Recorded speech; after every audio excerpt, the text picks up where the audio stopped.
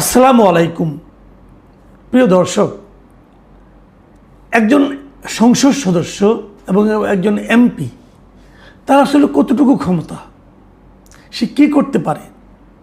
তিনি আইন প্রণয়নের জন্য জাতীয় সংসদে বসতে পারেন, অন্য আরও 299 জন এমপির সঙ্গে বসে উনি আইন প্রণয়নে তার যে ভূমিকা সেটুকু রাখতে পারেন। কিন্তু তিনি কি একজন ওসিকে চাইলেই সরিয়ে দিতে পারেন? তিনি কি চাইলেই একজন সেনাবাহিনীর কর্মকর্তা, একজন মেজরকে চেঞ্জ করে ফেলতে পারেন? তিনি কি চাইলেই প্রশাসনের যে কাউকে ওনার ইচ্ছা মতো যখন তখন যে কোনো জায়গা থেকে অন্য এক জায়গায় বদলি করে দিতে পারেন? এটা তো পারার কথা না। আইন অন্ততপক্ষে তা বলে না। এ ধরনের চাওয়া মাত্র একজন লোককে সরিয়ে দেওয়া যায় একমাত্র যদি তার বাসার কাজের লোক হয়, থাকে সম্ভব যে তুমি আমার কাজের লোক, তুমি কালকে থেকে নাই, যাও এখান থেকে, বিদায় হও, এটা সম্ভব।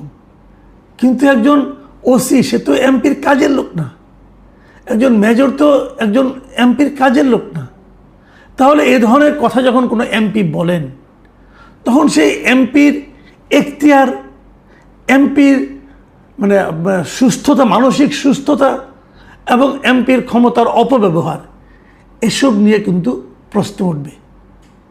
এমন একজন এমপি সন্ধান আমরা পেয়েছি, সন্ধান পাইনি, উনি নিজেই জানান দিয়েছেন যে উনি কত ক্ষমতাধর। তিনি হচ্ছেন জামাতে ইসলাম মনোনীত এমপি, উনি পটুয়াখালীর বাউফল আসনের এমপি মিস্টার শফিকুল ইসলাম মাসুদ।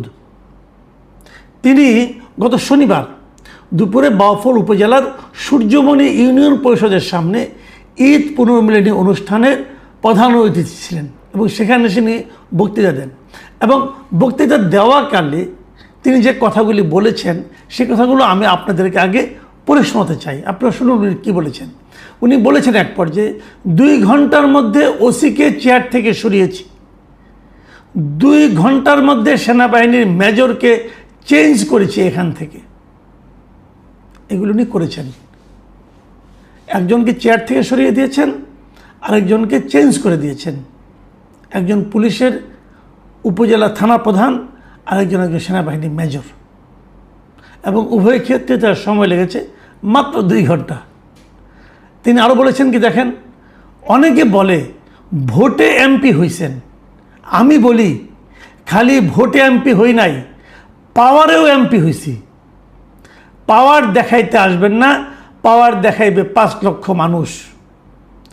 মানে ঠিক আছে, মানুষ পাওয়ার দেখাবে